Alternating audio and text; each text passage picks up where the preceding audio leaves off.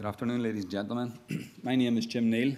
I am one of two director owners of and founders of Banah UK Limited, which is based in Northern Ireland.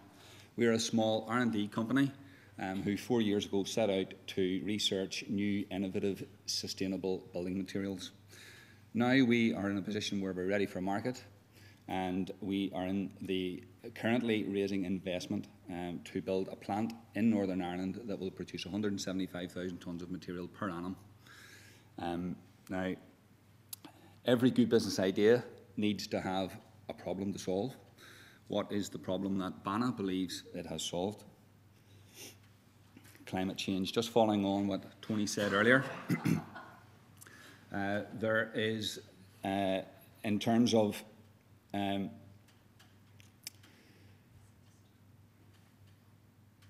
2006 targets set by the UK government, we have a target that by 2050 there are 60% of a reduction in CO2 emissions. Now, the cement industry is responsible for 8% of those emissions, and there has been a paper put forward by Professor John Provis at Sheffield University, who is one of the leading experts in materials on the planet, who says that if everybody else who is responsible for emissions can reduce theirs, or is reducing theirs, this 8% by 2050 could rise to 40%. So this is a huge problem. Cement is the second most widely used substance on Earth, and that's after water. So that's pretty amazing. And for every tonne of cement that's produced, there's almost a tonne of CO2 put out into the atmosphere. So on the status quo, that's a pretty bad situation to be in. Population is set to rise from 7 billion to 9 billion by 2050, and obviously we have all of the infrastructure for transport and all of the housing to be able to support that number of people.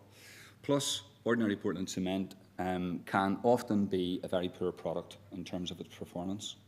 So we have produced or developed, invented a material which is called banah. It is a high-performance, ultra-low carbon geopolymer ingredient that others will use in their building products. You can see here a comparison of its environmental credentials compared with Portland cement.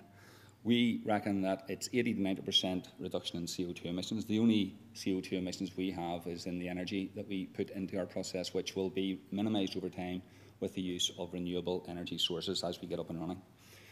The extraction of materials from the ground is actually a reduction of 66% over Portland cement. We have much higher performance in terms of fire resistance and chemical resistance, and that's just to mention two of the main ones. We've also developed a block, and there's a panel system in development at the moment, which doesn't use any type of insulation whatsoever. It's just a very clever design using our material, which can achieve the highest levels of the Code for Sustainable Homes and Passive House standards. Numbers are always very important, and you'll see there, these are the first 5 years. Very modest figures, I have to say, based on other revisions that we have had in the past, or previous revisions. In the first year, you'll see that there's no turnover. Well, we're building a plant. It's going to take a year to install that. Second year, we're into our first year of production. The yellow figure at the top there, 2.5 million, is based on a modest figure of 10,000 tonnes per annum supplied to the market at £250 a tonne. £250 a tonne has been a validated figure by many people that we've spoken to at managerial level. The 1.517 million at the bottom, we're in our second year production, which is year 3, we're moving into profits already. And in year 4, that's a combined figure of banah and banah block production. Why should you have faith in Banah? Well, we're dealing with Professor Davidovitz, who just happens to be the leading light in this technology and actually coined its term, geopolymer, in the 1970s. Professor John Provis, who's one of the up-and-coming leading lights. We have patents on our blocks and our material. We're working with universities in Northern Ireland to accredit our products. Investa and I are putting up £1 million in grant aid. They're our local government funding. We were runners-up at the Birdie Green Accelerator Programme 2012. Make It in Great Britain Challenge, we won the Stronger category, which was held at the Science Museum. We've had many engagement with customers who have all been extremely interested. Well, 90% of them have, and some of those are multinationals. And the team is led not just by me, but a managing director, John Blackstock, who has done this before with the K-Ren brand. We're looking for £4 million investment for 40% equity, anticipated over 5 years, return on investment of 15 to 20% per annum. We're EIS approved, eligible for the patent box, and if you stay in with us, there are global opportunities. Thank you very much for listening. Thank you.